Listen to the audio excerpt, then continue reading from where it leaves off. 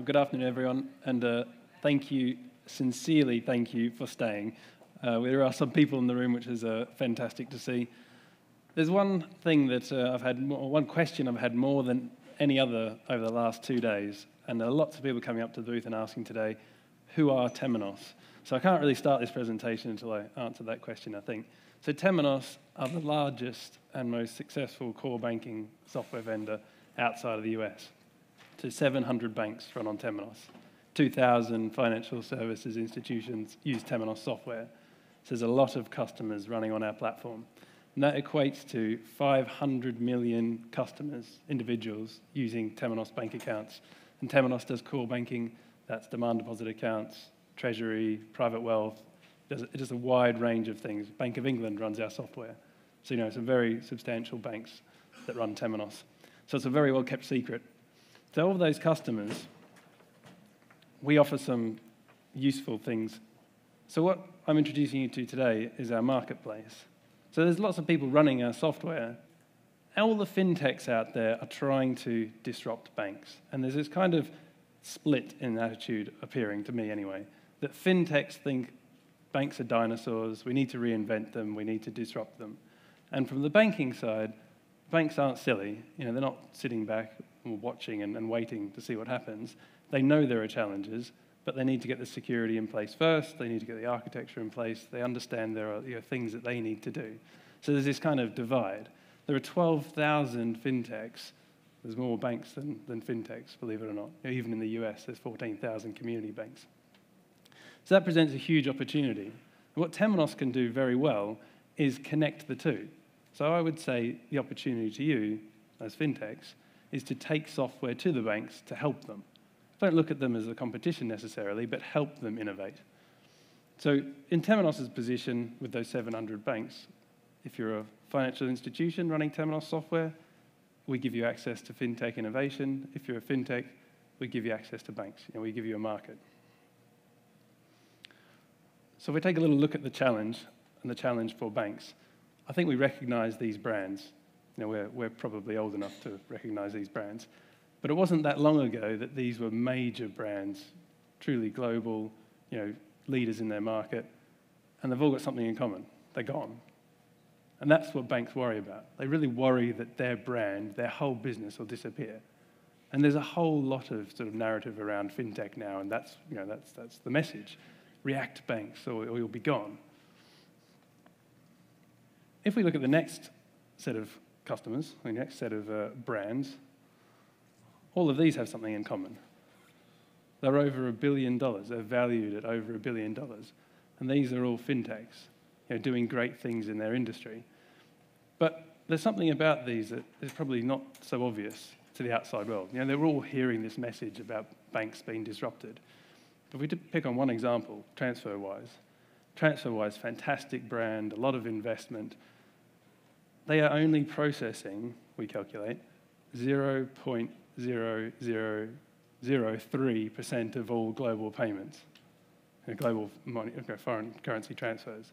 A drop in the ocean in the financial services industry. Yet, what's really scary about that is not that they're a drop in the ocean, is that most of the bank CEOs and the leaders in banks haven't heard of half of these brands. And there's 12,000 more fintechs behind these trying to disrupt them, trying to get it into the industry, trying to take away their ways of making money, being profitable. So there's something that all of the banks have that these fintechs want and need to have. And that's you guys. That's customers. But what thing is not so clear to the banks is what those customers will look like tomorrow. So we've heard lots and lots of things today, and lots of presentations yesterday about the new market, what the disruption will look like. And there's really 4 ways of looking at these new customers, to me anyway. The first is compete on user experience and digital engagement. So try and keep the end customer. And that's quite an ambition for a bank, because banks aren't really tech-led. They aren't really digital natives. They don't have that kind of natural ability yet to compete on the user experience. They can do it. They can step up to the plate. They can learn. But that's not easy. The second challenge they could, second approach they could take is to turn the people who are digital natives, that are producing these great ideas, into their customers. So they aim to have other people lead the sale, other people offer the digital engagement. So if you're a fintech, you could potentially sell your software to the bank and help them strengthen their brand. So offer them new technologies or offer them compelling ways of engaging with customers. The third way a bank could remain relevant is to become the dominant transaction provider. So to become the rails.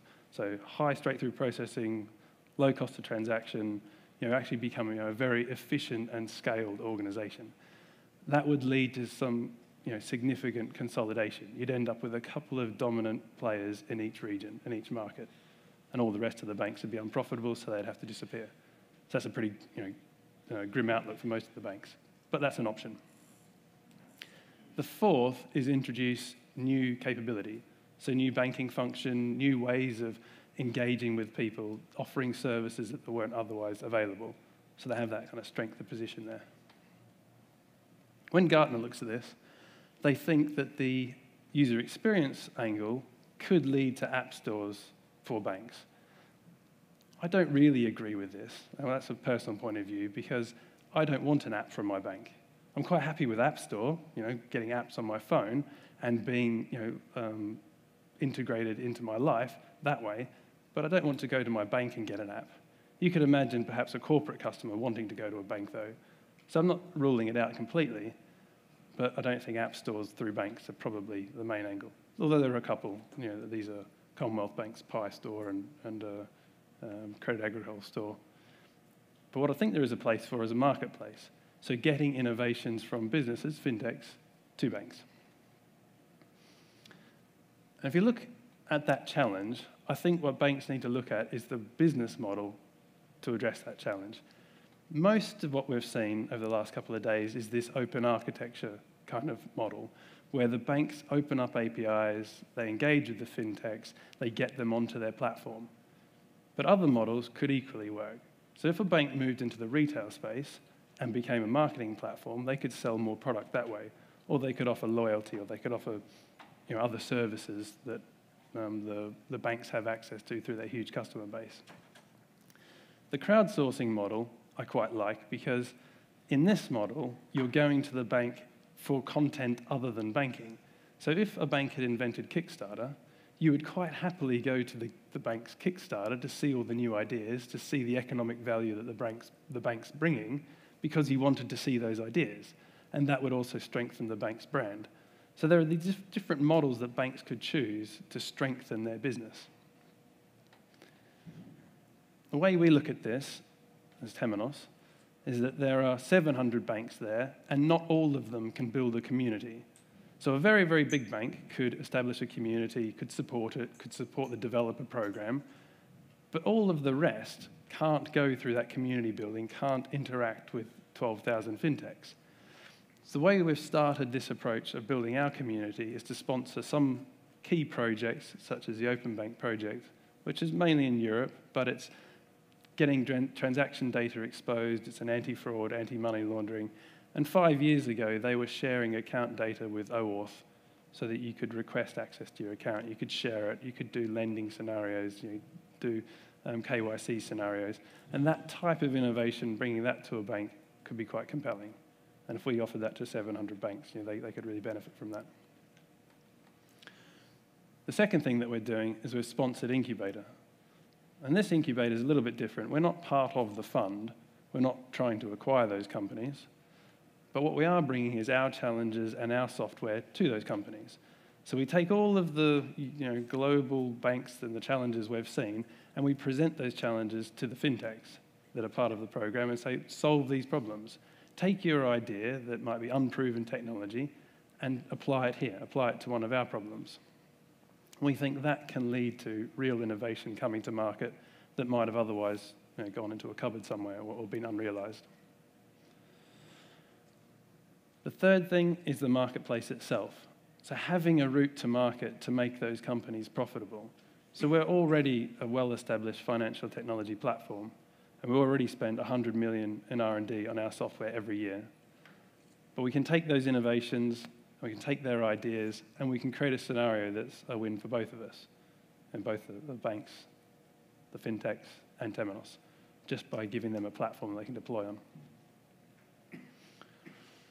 So this next little section is going to get a little bit technical. We were encouraged to make this a technical conference, and there are some guys I've heard comments, we paid a lot for this conference, we want to learn something. And in fact, one of the guys said they hadn't learned anything in 2 days.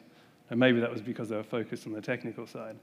So in my role at Temenos, I've been an architect for Temenos. I've been with them 10 years, one of the chief architects of their platform, and I've been spending that $100 million improving the platform.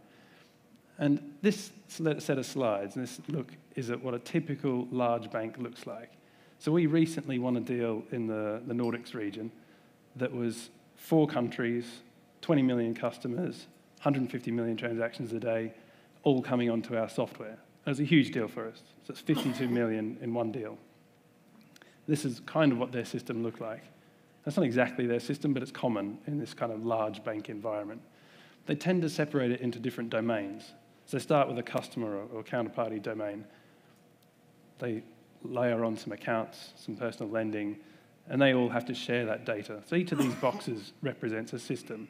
So within that large bank, they had systems for each of these. When you take the wholesale banking side of it, so doing payments, doing capital market activities, fraud and AML, you add on the group finance, so the GL, are we profitable? You do the data warehousing. You can suddenly start to see there are a lot of systems having to communicate and share data, even if you just look at the account or customer data. That's even before you get to wealth management and the funds that they manage and the retail line of business. So if you look at this set of domains, a typical large bank will have 500 to 1,000 connections between their systems. Now imagine a big bank, like Chase, that acquired another bank or merged. Now there are 2 huge systems, and often they run into trouble because there's further acquisitions and there's no consolidation. So these giant banks really, really struggle to move because the core is so tightly coupled, it's such a mess, and they're really old systems. We're just starting to see a kind of loosening in the European market of that core renovation. The US, not so much. They are all running kind of quite well-established systems, but I think that renovation at the core has to come. And Temenos would say that as a core banking vendor. This little part is quite interesting because in order for a bank to innovate, it needs to establish these APIs at the channel layer. And they're generally doing this quite well. So they're establishing the accounts and the payments and APIs, and maybe they're even starting to think about opening them up to the outside world. But some of the more forward-thinking banks realize that there should be one pane of glass across all of their professional users as well, so all the people inside the bank. There's really no difference between doing your activities inside the bank and outside the bank other than what you should be allowed to do. And some of the Swiss customers, for example, you can't do or see customers outside of Switzerland, so they can lock down those activities, they can lock down those view of the accounts, and you know that just by looking at their location and offering that to the API. In this space, this is kind of one of the parts of the architecture that's quite close to my heart. We've open sourced this hypermedia server layer. So how you define the APIs, how you offer up the metadata, how you offer up the errors, how you offer up the options that are available, and how you do that in a scalable way. This is identical to the architecture of the web. This is what RESTful really looks like, is using those links. And there are different types of services out there, but to be truly RESTful and to get the same benefits of the scale of the web, there are some constraints. And what we've tried to do in this open source project is bake in those constraints so that you don't shoot yourself in the foot. And that's part of our product. So to give you an example, our user interface does 11,000 types of transactions. That's across a wide range of banking.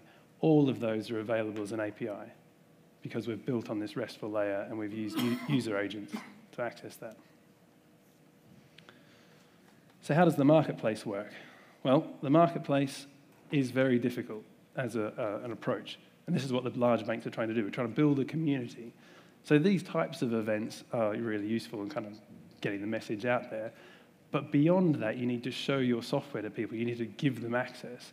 So what we do through the marketplace is when you sign up, we give you a T24 in the cloud. So Temenos ran the first core banking system, regulated core banking system in the cloud on Azure over 3 years ago.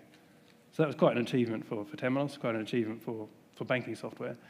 We give one of those instances to you to develop your software on. We give you the APIs, we give you access, so that if you get your software working in that environment, you can sell it to our customers and they know that it's going to work. We'll need to do some things to prove that it's not going to tear the system down, or that it's going to perform, or that it's secure. But once we can do that, then the banks can take these innovations immediately. And that kind of near immediate support for new technologies is really the ambition here. So if Ripple becomes the main way to do international payments, giving that to our customers, giving that as a capability to our customers becomes a real benefit. So once they're in the App Store and they're certified, we want to do the marketing. We'll tell customers, this is the options you have. These are good things you might want to consider. Everything from two-factor to facial payments to video on demand or co-browsing or any of the things that you need to engage with customers. But that also goes right the way down the stack. So if this is our website, this is our marketplace, it's not just a brochure. It's designed to be a platform that can provision into any layer of the system. So the integration layers, the API layers, but also the reports and the things that might come along as regulatory constraints. So just the widgets is quite valuable. You can imagine the user experience, but having whole modules, whole new ways of doing banking, that capability as well. Part of the future ambition of the marketplace is to run fully software as a service. We can see software as a service coming. Every other industry has been dominated by software as a service. It's not so prevalent in banking, but once it becomes much more commonplace, to be able to provision directly onto the platform really creates a much more agile bank and one that can change. This is the marketplace. This is what it looks like, our website. And what I'm going to do is show you just a little bit what the sandbox looks like, what the kind of APIs look like. This is our full system. It's a full banking system. You can have access to everything that a bank would have, and you get to see how it works. We have examples on GitHub. We have real code to share. That helps developers get started. This is all part of the community building. Our design studio is where we build banking models, where we actually build and define software, sort of localizations. That can be an important thing, so we give you that environment as well. We give you a way to develop those. And finally, I'm going to show you a little video to start with on how this might work in practice, just to give you an idea what happens at the widget layer. So here I want you to imagine that you've got a mobile banking app, our mobile banking app, it might happen. And this is being developed in our Edge platform. So Edge was the leading user experience layer, and we acquired that a year ago, 18 months ago. And you can take a widget straight off our marketplace, download it as the developer inside the bank, and that will add straight into the Edge platform to give you the camera capture capability. They can then add that directly to the app, so you can attach pictures to beneficiaries. So a very small innovation, but that might be a compelling user experience. That could be, you can imagine doing video on demand. You could imagine having a call with your branch manager. You can imagine how that kind of access to compelling experience is really beneficial for giving people that speed to market. This is the marketplace website. I encourage you to visit and talk to us at the stand. This is an example of what you might see, a real service here that you could call over the internet and develop your software against. It's coming back as HTML in this example, or if you're using a kind of REST client, normal XML data coming back. So these are just examples. This is really developer-led stuff. They can see and access the system straight away. So on that note, thank you very much for your time. It's late in the afternoon. I appreciate it.